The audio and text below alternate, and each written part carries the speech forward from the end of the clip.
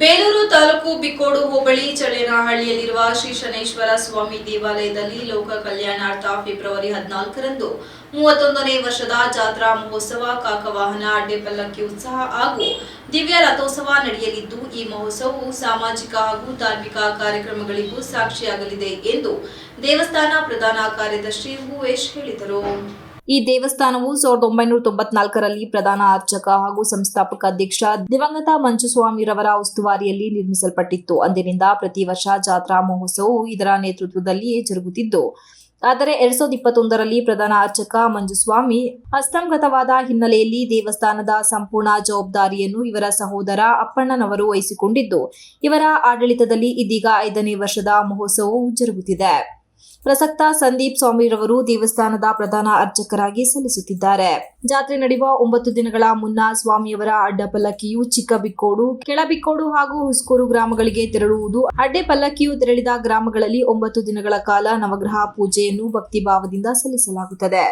February 13ರಂದು ಪೂಜಾ ಕಾರ್ಯಕ್ರಮಕ್ಕೆ ಚಾಲನೆ ಸಿಗಲಿದೆ. ಬೆಳಗ್ಗೆ ಗಂಗಾ ಪೂಜೆ, ಗಣಪತಿ ಪೂಜೆ, ಚಿಕ್ಕಬಿಕ್ಕೋಡು ಗ್ರಾಮಸ್ಥರಿಂದ ರುದ್ರಾಭಿಷೇಕ ಹಾಗೂ ಇದೇ ಪ್ರಪ್ರಥಮ ಬಾರಿಗೆ ಚಂಡಿಕಾ ಹೋಮವನ್ನು ಸಹ ಏರ್ಪಡಿಸಲಾಗಿದೆ. ಫೆಬ್ರವರಿ 14ರ ಜಾತ್ರಾ ಮಹೋತ್ಸವದಂದು ಚಿಕ್ಕಬಿಕ್ಕೋಡು ಗ್ರಾಮಸ್ಥರಿಂದ ಅಡ್ಡೆಪಲ್ಲಕ್ಕಿ ಉತ್ಸವ, ಕೆಳಬಿಕ್ಕೋಡು ಗ್ರಾಮಸ್ಥರಿಂದ ಕಾಕವಾಹನ ಉತ್ಸವ, ಹುಸ್ಕೂರು ಗ್ರಾಮಸ್ಥರಿಂದ ಅಡ್ಡೆ ಉತ್ಸವ, ಮಲ್ಲಾರ ಹೊಸಳ್ಳಿ ಹಾಗೂ ನಿಡುಮನಹಳ್ಳಿ ಬಾರೆಮನೆ ಗ್ರಾಮಸ್ಥರಿಂದ ತೇರಿಗೆ ಹೂವಿನ ಹಾರ ಹಾಕುವ ಸಂಪ್ರದಾಯವನ್ನು ನಡೆಸಿಕೊಡಲಿದ್ದಾರೆ. ಕೆಂಡೋತ್ಸವ, ಕಾಕವಾಹನ ರಥೋತ್ಸವ ಹಾಗೂ ಸ್ವಾಮಿಯವರ ರಥೋತ್ಸವವು ಬಿಕ್ಕೋಡಿನ ರಾಜಬೀದಿಯಲ್ಲಿ ನಡೆಯಲಿದೆ.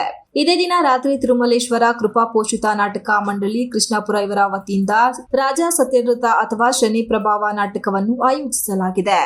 ದೇವಾಲಯದ ಸಂಸ್ಥಾಪಕ ದಿವಂಗತ ಮಂಜುಸ್ವಾಮಿರವರ ಆಶಯದಂತೆ ಇಂದಿನ ಅಧ್ಯಕ್ಷ ಅಪ್ಪಣ್ಣ ಜಾತ್ರಾ ಮಹೋತ್ಸವದ ಜೊತೆಗೆ ಸಾಮಾಜಿಕ ಕಾರ್ಯಕ್ರಮಗಳನ್ನು ಯಶಸ್ವಿಯಾಗಿ ನಡೆಸಿಕೊಂಡು ಬರುತ್ತಿದ್ದಾರೆ.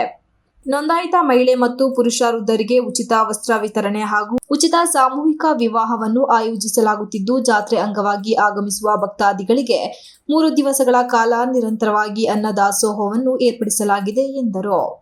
12,000 ಜನ ಸೇರುವ ಸಾಧ್ಯತೆ ಇರುತ್ತೆ ಪ್ರತಿ ವರ್ಷದಂತೆ. ಈ ಸಾರಿನೂ ಅದ್ದೂರಿಯಾಗಿ ಕಾರ್ಯಕ್ರಮ ಮಾಡ್ತಿದ್ದೀವಿ.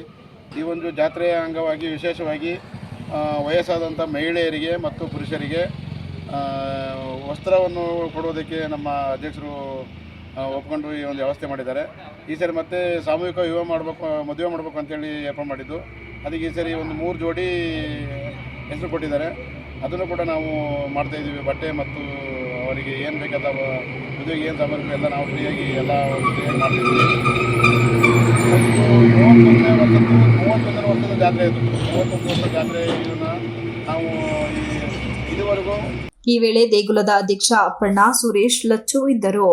Ranjit Kumar, KS TV 46 news Kannada, Aralli. You are watching TV 46 News Kannada.